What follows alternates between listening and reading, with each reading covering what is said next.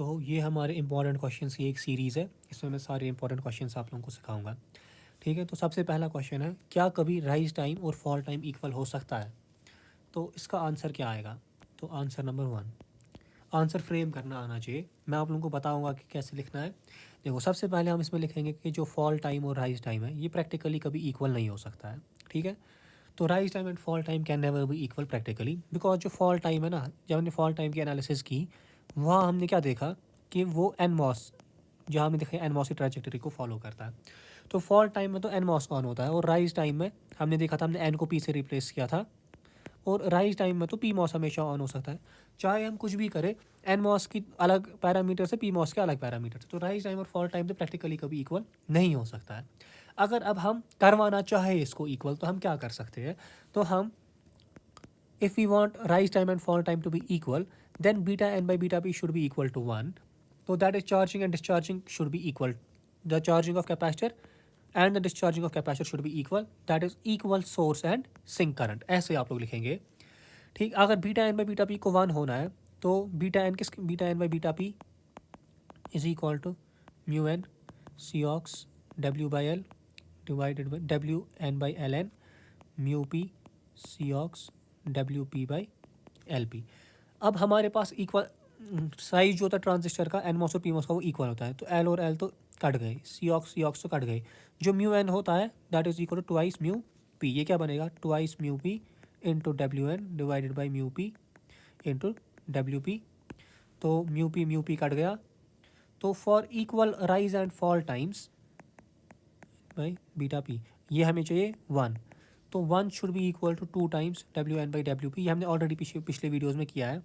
तो width of P MOS should be twice that of N MOS. तो when width of P MOS is twice that of N MOS, then the rise time and fall time would be equal.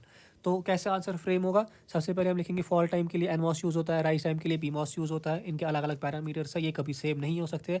Now अगर हमें इनको same करवाना है, हमें beta N by beta P को 1 करवाना पड़ेगा, ताकि हमारा चार्जिंग और डिस्चार्जिंग हो सेम हो, मतलब इक्वल सोर्स और इक्वल सिंक करंट हो।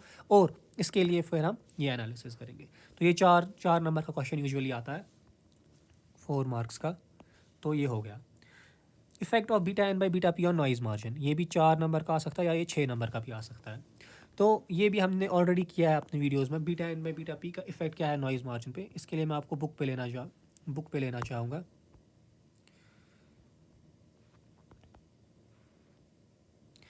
ये यहाँ पे हमने देखा था कि जो हम पहले नॉइज़ मार्जिन के बारे में पूरी एनालिसिस करेंगे नॉइज़ मार्जिन की। फिर हम लिखेंगे जो नॉइज़ मार्जिन है वो थ्रेशोल्ड वोल्टेजेस पे डिपेंड करता है, और ये थ्रेशोल्ड वोल्टेजेस जो है ये ट्रांसफ़र कैरेक्टरिस्टिक्स पे डिपेंड करते हैं, क्योंकि बीटा टेम्परेचर पे डिपेंड करता है।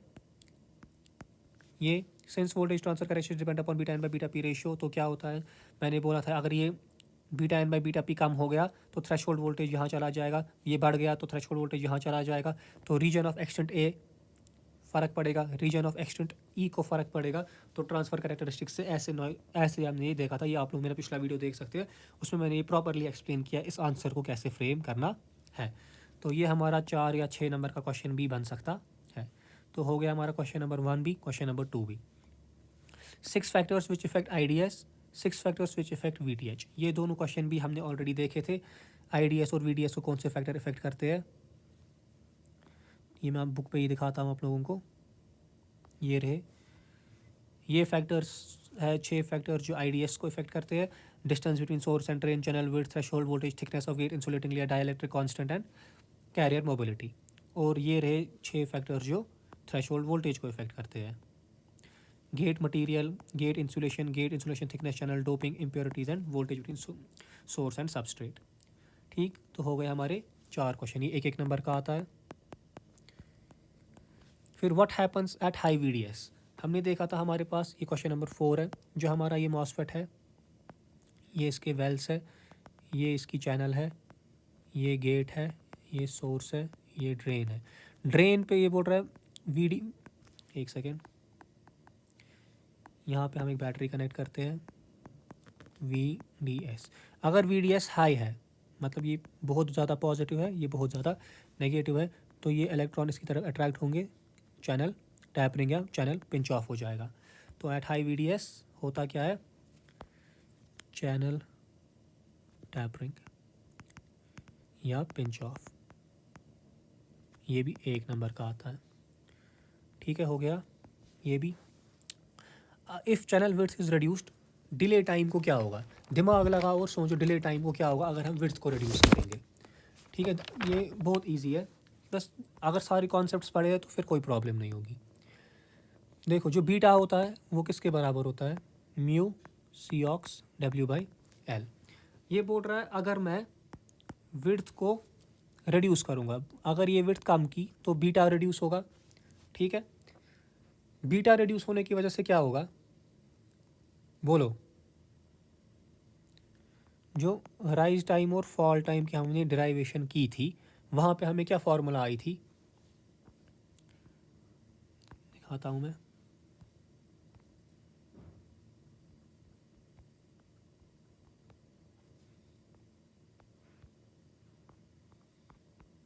देखो,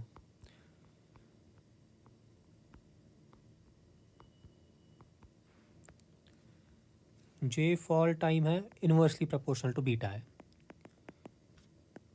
इन्वर्सली प्रोपोर्शनल टू बीटा। अगर बीटा घटेगा तो ये बढ़ेगा।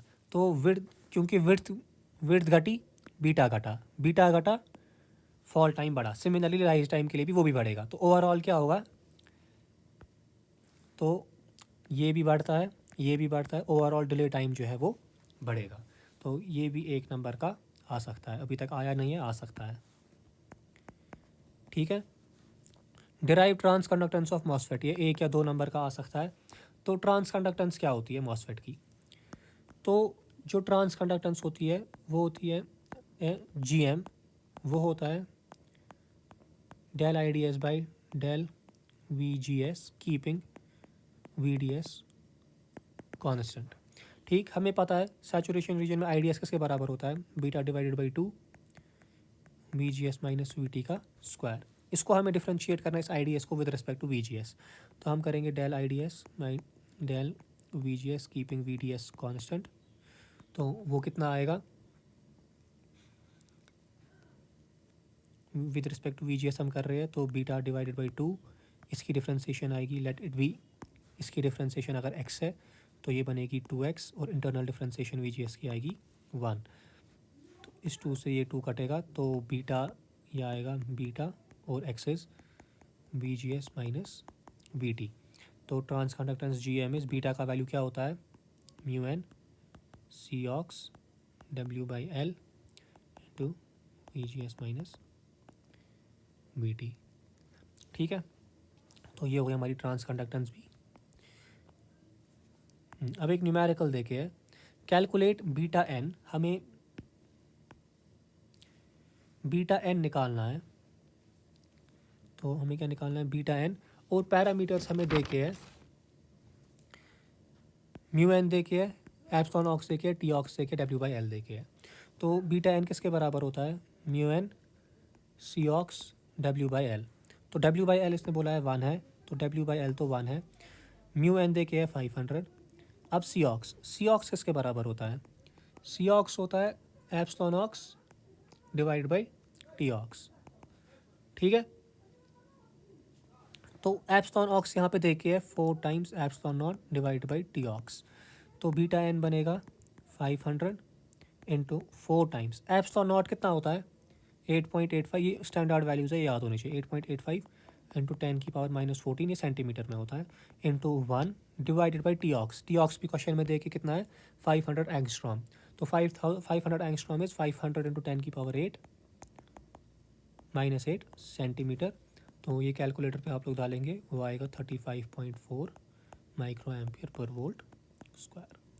तो ये भी 1 नंबर का आ सकता है या 2 नंबर का आ सकता है, शॉर्ट टाइप में भी आ सकता है। ठीक, अब हमें the following parameters about NMOS are given. तो हमें फॉलोइंग पैरामीटर्स आर गिवन, हमें कैलकुलेट क्या करना है, हमें सैचुरेशन करंट निकालनी है लीनियर रीजन में भी, और हमें करंट निकालनी है लीनियर और सैचुरेशन रीजन में। तो नंबर 1 सैचुरेशन हम सबसे पहले लीनियर रीजन में निकालेंगे।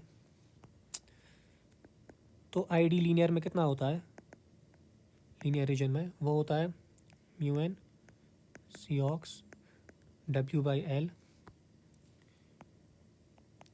We G S minus V T N into V D S minus V D S square by two. तो ये हमें फॉर्मूला है।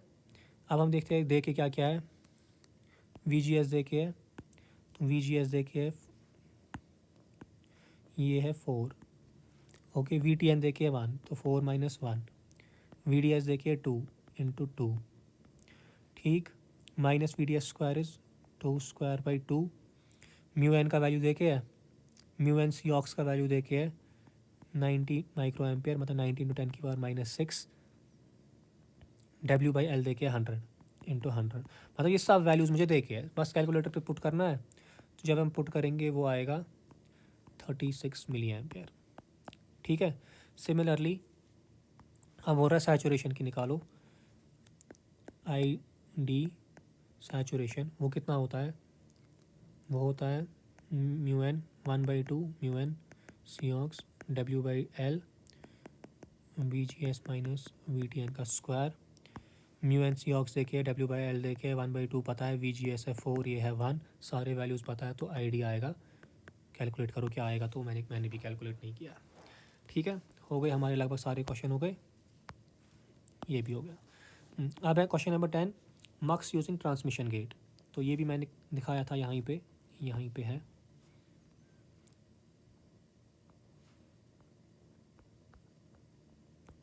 हमें मक्स को बनाना है यूजिंग ट्रांसमिशन गेट।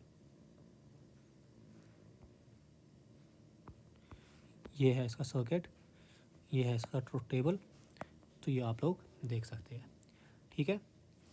ये इसने ट्रांसमिशन गेट है, ये ट्रांसमिशन गेट का यहाँ पे सिंबल है, ऐसा वाला जो इसने बनाया है, ये वाला, ठीक है। हो गया हमारा ये भी। तो अब देखो, अब अगर क्वेश्चन आएगा आप डिले टाइम कैलकुलेट करो और हमें कुछ पैरामीटर्स देखे होंगे। जो टी डी आर होता है वो होता है राइज टाइम बाई 2, जो टी डी एफ होता है वो होता है फॉल टाइम बाई 2, और जो डिले टाइम होता है ना वो इन दोनों का एवरेज वैल्यू होता है, ठीक है। तो एवरेज क्या होगा, T R by 2 plus T F by 2 whole divided by 2। तो ये क्या बनेगा, T R plus T F by 4। तो ये होता है हमारा average delay time. T R की फार्मूला जो मैंने दिखाई थी ये है, टी एफ की फार्मूला ये, के का वैल्यू देके होगा, सी एल देके होगा, वी टी देके होगा, बीटा एन देके होगा, तो टी एफ निकलेगा। फिर सिमिलरली टी आर निकलेगा, टी आर की अपनी फार्मूला होगी, टी आर निकलेगा। फिर इस T F plus T R को 4 से डिवाइड करो, जो भी आंसर आएगा वही डिले टाइम होगा। तो ये हमारे लगभग सारे क्वेश्चंस कंप्लीट हो गए, और ये हमारा लगभग 50% सिलेबस कंप्लीट हो चुका है आज। Thank you.